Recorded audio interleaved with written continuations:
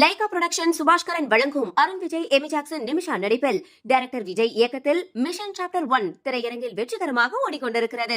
குடும்பத்தோட போய் பாருங்க.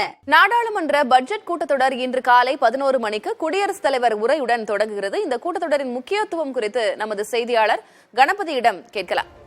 கணபதி, தேர்தலுக்கு முன்பாக வரக்கூடிய கடைசி கூட்டத்தொடர் இது. நாளைக்கு இன்ட்ரம் பட்ஜெட்டும் தாக்கல் செய்யப்படவிருக்கு. இந்நிலையில குடியரசுத் தலைவர் திரௌபதி முர்முவினுடைய உரையில என்னென்ன அம்சங்களை அழுத்தி சொல்ல மத்திய அரசு திட்டமிட்டு இருக்கிறது, அதே போல எதிர்க்கட்சிகளின் வியூகம் இன்றைக்கு என்னவாக இருக்கிறது?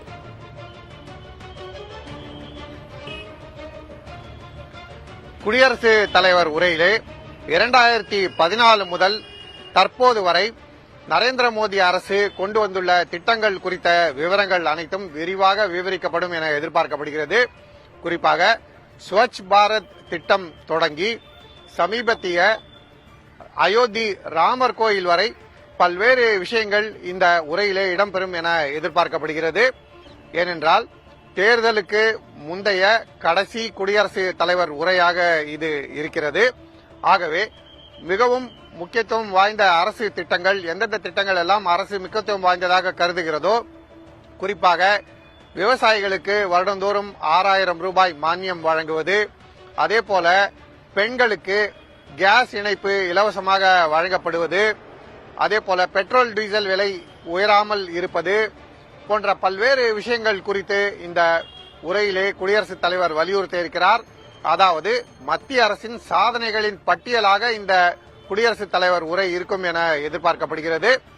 இந்த உரையிலே என்னென்ன விஷயங்கள் வலியுறுத்தப்படுகிறதோ அதை பாரதிய ஜனதா கட்சியின் நாடாளுமன்ற உறுப்பினர்கள் பின்னர் தங்களுடைய தொகுதிகளுக்கு கொண்டு செல்ல வேண்டும் எனவும் மத்திய அரசு பல்வேறு விஷயங்களை வலியுறுத்துவதை உன்னிப்பாக கவனித்து தங்களுடைய தொகுதி மக்களிடம் கொண்டு சேர்க்க வேண்டும் என்பதையும் பாரதிய ஜனதா கட்சி தங்களுடைய நாடாளுமன்ற உறுப்பினர்களுக்கு வலியுறுத்தியுள்ளது.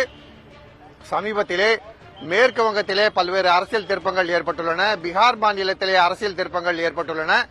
நாடு முழுவதுமே அரசியல் ரீதியாக பரபரப்பான சூழல் நிலவுகிறது. ஆகவேதான் இந்த கூட்டத்தொடரிலே மத்திய அரசின் அறிவிப்புகள், குடியரசுத் தலைவர் உரை ஆகியவை மிகவும் முக்கியத்துவம் வாய்ந்தவையாக திகழ்கின்றன. திலகவதி, நிச்சயமாக அதற்கு முன்பாக பிரதமர் மோடியும் எதிர்க்கட்சிகளுக்கு ஒரு அறிவிக்கை வெளியிட இருக்கிறார். இந்த கூட்டத்தொடரை சுமூகமாக நடத்தி முடிக்க அந்த தகவலையும் நம்ம பார்க்கிறோம். 11 மணிக்கு திரௌபதி முர்மு அவர்களுடைய உரையில என்னென்ன விஷயங்கள் இடம்பெறுது அப்படின்றத நம்ம பொறுத்திருந்து பார்க்கலாம். கணபதி, உங்களுடைய தற்போதைய விவரங்களுக்கு நன்றி.